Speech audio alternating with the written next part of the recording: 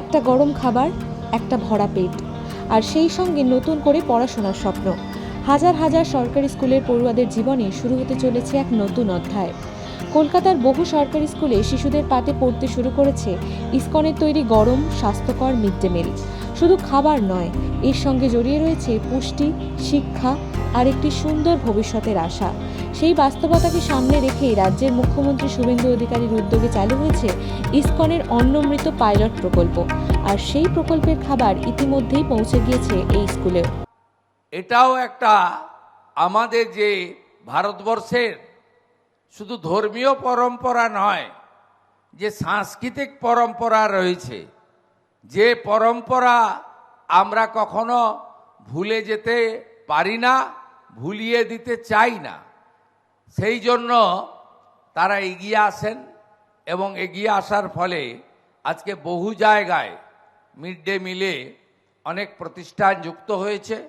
তার মধ্যে অগ্রণী ভূমিকা নিয়েছেন আমাদের অন্নামৃত ফাউন্ডেশন, যা মূলত ইসকনের দ্বারা পরিচালিত, যে কথা দয়ারাম প্রভু এখানে বিস্তারিতভাবে বলেছেন। এটি নতুন নয়, ভারতবর্ষের বহু রাজ্যে এই অন্নামৃত ফাউন্ডেশন তথা ইসকন সরকারের সামান্য অর্থ, দানশীল মানুষদের সাহায্য এবং বহু শিল্প প্রতিষ্ঠান, কর্পোরেট, সফল বিজনেসম্যান তাদের কর্পোরেট সোশ্যাল রেসপন্সিবিলিটি CSR এর মধ্যে তারাও এগিয়ে এসেছেন এই প্রতিষ্ঠানকে সাহায্য করে উন্নত মানের পৌষ্টিক সুষম আহার বিতরণ করার কাজ করার জন্য। তাই আমরা সরকারে আসার পরে 9 মে আমি মাননীয় প্রধানমন্ত্রীর উপস্থিতিতে মহামহিম রাজ্যপালের দ্বারা মন্ত্রগুপ্তির শপথ নিয়ে এই রাজ্যের গুরুদায়িত্ব কাঁধে তুলে নিয়েছি, বা আপনারা আমাকে দিয়েছেন। আমি 11 মে প্রথম সচিবালয়ে যাওয়ার পরে আমি এই বিষয়ে চিন্তা ভাবনা করি এবং যুধিষ্ঠির প্রভুর নেতৃত্বে একটি টিম তারা সচিবালয়ে আসেন। আমি মুখ্য সচিব, অর্থ সচিব, শিক্ষা সচিব, পরবর্তীকালে শিক্ষামন্ত্রী তারাও দায়িত্বভার গ্রহণ করেন। করার পরে আমরা এই বিষয়ে চূড়ান্ত সিদ্ধান্ত নিই। ক্যাবিনেটে বাজেটে ঘোষণা হয়, ক্যাবিনেট অনুমোদন দেয়। আজকে আমরা তার শুভারম্ভ ঘটালাম। শনিবার তারাতলায় ইসকনের মিড ডে মিল কর্মসূচির উদ্বোধন করেন মুখ্যমন্ত্রী শুভেন্দু অধিকারী। প্রথম পর্যায়ে কলকাতার পুরসভার অধীন প্রাক প্রাথমিক থেকে উচ্চ প্রাথমিক মিলিয়ে 500টি স্কুলের প্রায় 44,000 পড়ুয়ার কাছে পৌঁছে গিয়েছে এই খাবার।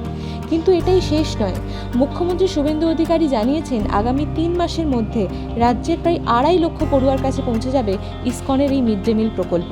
প্রাক প্রাথমিক থেকে উচ্চ প্রাথমিক স্তরে 500টি বিদ্যালয়ে 44,000 শিক্ষার্থীকে আজকে থেকে পুষ্টিকর মধ্যাহ্ন ভোজন পরিবেশনের কর্ম শুরু করা হলো। শুধু পড়ুয়ারাই নন, আশ্বস্ত করা হয়েছে মিড ডে মিলের রাঁধুনিদেরও। মুখ্যমন্ত্রী জানিয়েছেন, একজন রাঁধুনিও কাজ হারাবেন না। তাদের ইসকনের সঙ্গে যুক্ত করে রান্না ও খাবার বিতরণের কাজে অংশগ্রহণের সুযোগ দেওয়া হবে। এর পাশাপাশি আগস্ট মাস থেকেই মিড ডে মিলের রাঁধুনিদের সম্মানী আরও 1,000 টাকা বাড়ানোর ঘোষণা করা হয়েছে। ফলে তাদের মাসিক পারিশ্রমিক বেড়ে দাঁড়াবে 3,000 টাকা। একজনও রাঁধুনি মা, দিদি, বোন কর্মচ্যুত হবেন না।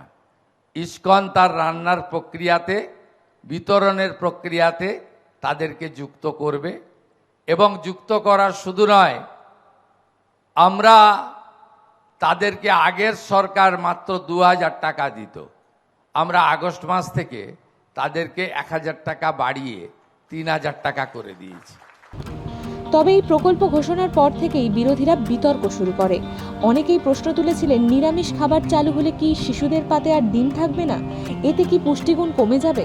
এই বিতর্কের মাঝেই মুখ্যমন্ত্রী স্পষ্ট জানিয়ে দেন, ডিম বন্ধ হচ্ছে না। শনিবার উদ্বোধনী অনুষ্ঠানে তিনি আবারও ঘোষণা করেন, সপ্তাহে 2 দিন পড়ুয়াদের ডিম দেওয়া হবে, তবে আলাদা ব্যবস্থার মাধ্যমে। প্রথম থেকেই আন্ডা আন্ডা আন্ডা করে মিছিল বের করে ফেললেন।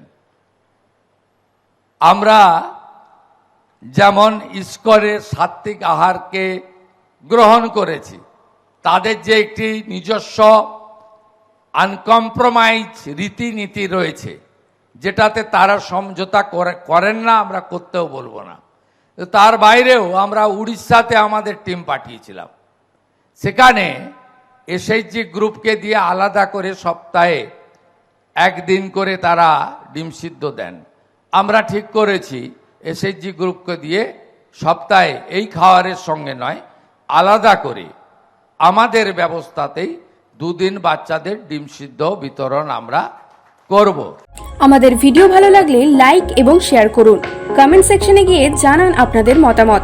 আরও ভিডিও পেতে আমাদের চ্যানেল সাবস্ক্রাইব করুন এবং প্রতি মুহূর্তে খবরের আপডেট পেতে প্রেস করুন বেল আইকন।